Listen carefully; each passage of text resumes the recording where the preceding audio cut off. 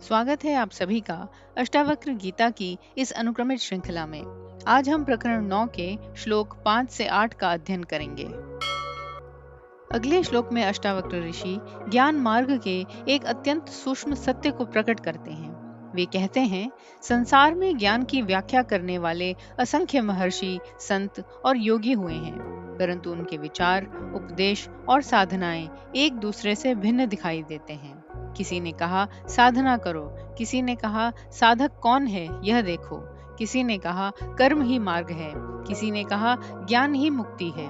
कोई भक्ति को श्रेष्ठ मानता है, कोई ध्यान को, कोई वैराग्य को। जब साधक इस विविधता को देखता है तो प्रारंभ में भ्रमित हो जाता है कि सत्य क्या है, परंतु धीरे धीरे उसे यह समझ में आने लगता है कि सत्य एक है, पर उसकी व्याख्या अनंत है। हर ऋषि ने उसी सत्य को अपने अनुभव की दृष्टि से बताया है। जब यह दृष्टि आती है तब साधक का मन निर्वेद हो जाता है।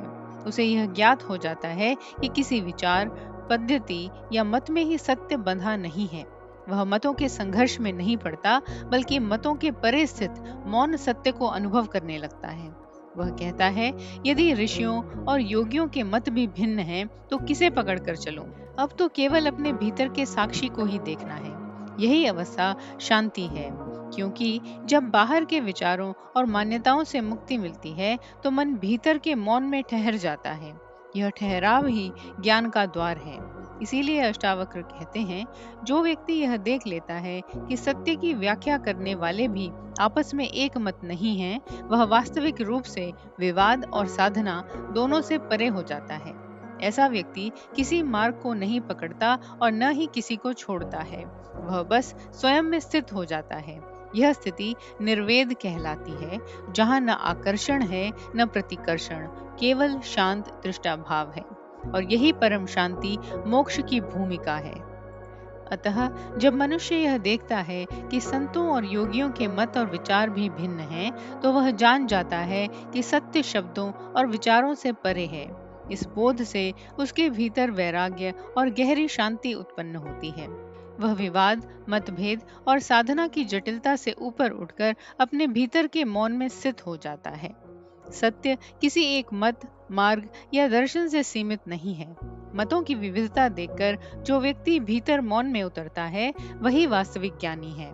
जब समझ में आता है कि सब मार्ग उसी एक स्रोत की ओर ले जाते हैं, तब मन का संघर्ष समाप्त हो जाता है और वहीं सच्ची शांति जन्म लेती है। अगले श्लोक का भाव है, जो व्यक्ति स्थूल जगत को देखकर भी उसके पार स्थित शुद्ध चेतना को पहचान लेता है और जो वैराग्य तथा समता के द्वारा जीवों को संसार सागर से पार कराता है, वही सच्चा गुरु है, ऐसा अष्टावक्र कहते हैं। इस श्लोक में अष्टावक्र ऋषि सच्चे गुरु की परिभाषा दे रहे हैं। वे कहते हैं, जो व्यक्ति संसार के दृश्यमान रूपों में शुद्ध चेतना को पहचान लेता है, वही वास्तव में ज्ञानी और गुरु कहलाने योग्य है। साधारण मनुष्य जब जगत को देखता है तो उसे केवल नाम और रूप दिखाई देते हैं, वृक्ष, पर्वत, मनुष्य, पशु, वस्तुएं, परंतु ज्ञानी व्यक्ति इन सब के पीछे चैतन्य को देखता है, जो सब में समान रूप से विद्यमान है।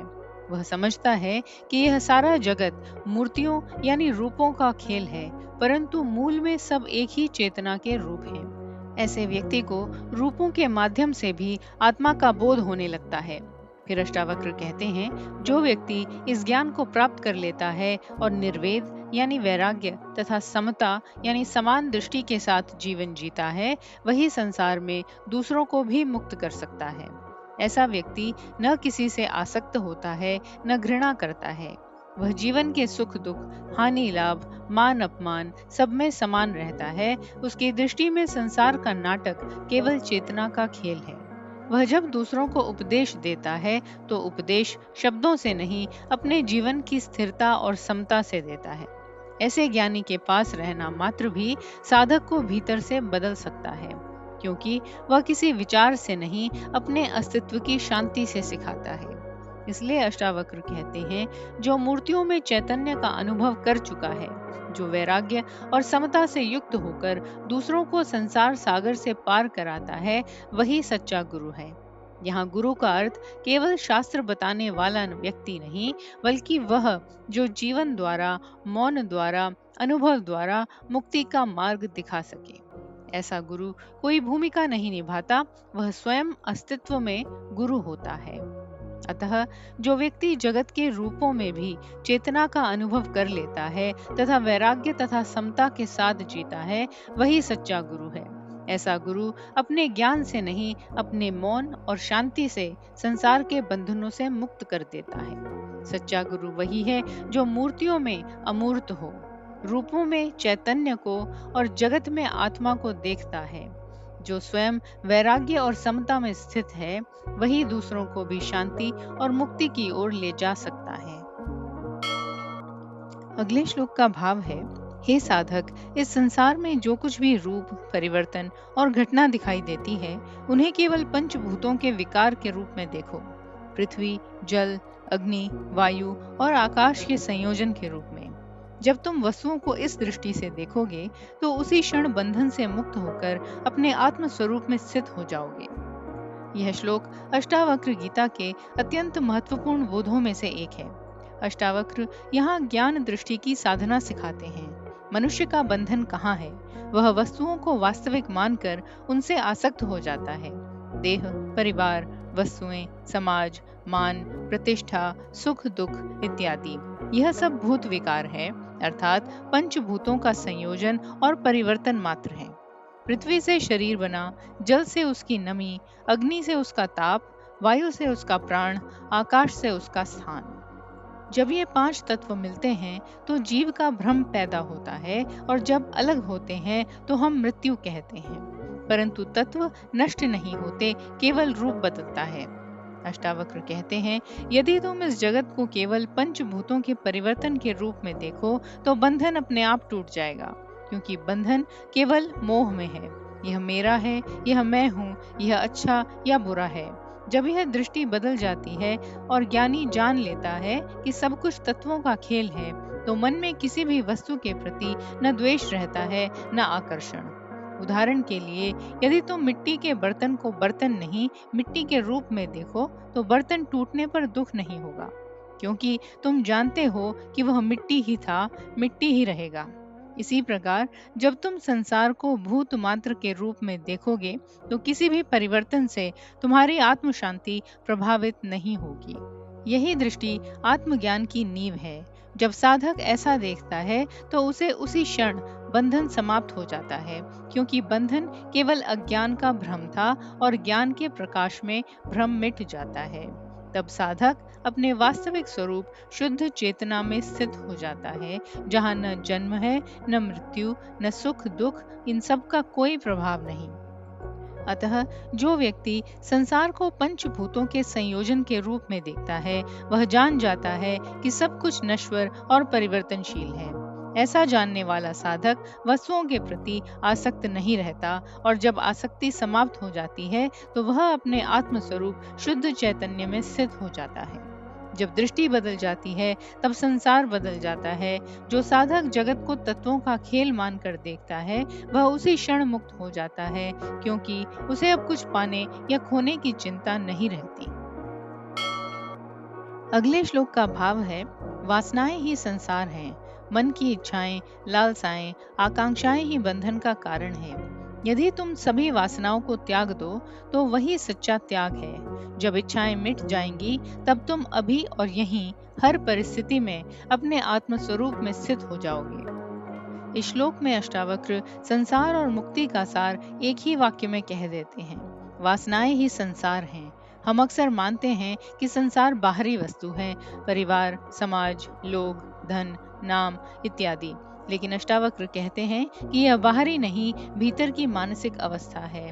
बाहरी वस्तुएं स्वयं हमें नहीं बांधती, हमारी वासना यानी इच्छाएं ही हमें बांधती हैं। जब तक मन में कुछ पाने, कुछ बनने, कुछ बदलने की चाह रहती है, तब तक संसार चलता रहता है, क्योंकि इच्छा से कर्म, कर्म से परिणाम और परिणाम से फिर नई इच्छा, यही संसार का चक्र है। इसीलिए ऋषि कहते हैं, सभी वासनाओं को छोड़ दो। त्याग का अर्थ वस्तुओं को छोड़ना नहीं, बल्कि उनसे जुड़ी मानसिक आसक्ति को छोड़ना है। उदाहरण के लिए, किसी व्यक्ति के पास धन है पर वह धन का दास नहीं है। वह वैराग्य पूर्वक उसका प्रयोग करता है। वह वास्तव में मुक्त है क्योंकि उसके पास धन है पर धन की वासना नहीं है। अष्टावक्र यह भी कहते हैं, सच्चा त्याग वही है जिसमें इच्छाएं समाप्त हो जाती हैं। कपड़े, घर, समाज या कर्तव्य का त्याग नहीं, बल्कि भीतर की मुझ में कुछ कमी है वाली भावना का त्याग। जब यह भावना समाप्त हो जाती है तभी मन शून्य और स्थिर होता है। और जब वासना समाप्त होती है तो अष्टावक्र कहते हैं, तुम इसी क्षण जैसे चाहे परिस्थिति हो अपने आत्म स्वरूप में स्थित हो जाते हो। मुक्ति कोई भविष्य की उपलब्धि नहीं, बल्कि वर्तमान में इच्छा रहितता की स्थिति है। जहाँ मन कुछ चाहता नहीं, वहाँ शुद्ध आत्मा अपने आप प्रकट हो जाती है। अतः मुक्ति का मार्ग जटिल नहीं है, बस वासनाओं का त्याग करो। जब तक वासना है, संसार है, और जहाँ वासना नहीं, वही ब्रह्म है, शांति है, मुक्ति है। अतः वासनाएं ही संसार का मूल हैं। जो साधक इच्छाओं और लालसाओं को त्याग देता है वह तुरंत मुक्त हो जाता है। सच्चा त्याग वस्तुओं का नहीं, इच्छाओं का त्याग है। जब वासना समाप्त होती है तब आत्मा का प्रकाश स्वयं प्रकट होता है। मुक्ति का अर्थ कुछ प्राप्त करना नहीं, बल्कि सब वासनाओं से मुक्त होना है। जब मन कुछ और नहीं चाहता तब उसी क्षण वह मुक्त हो जाता है। वही क्षण मुक्ति का क्षण बन जाता है। आप देख रहे हैं सुनो और सुनते ही रहो। हमारा चैनल प्राचीन ग्रंथों की गहन शिक्षाओं को सरल भाषा में आप तक पहुंचाने का एक प्रयास है। हमारे उत्साहवर्धन के लिए लाइक, शेयर, कमेंट और सब्सक्राइब जरूर करें। यदि आप इस मिशन में सहभागी बनना चाहते हैं तो चैनल ज्वाइन करें और इस यात्रा में हमारे साथ चलें।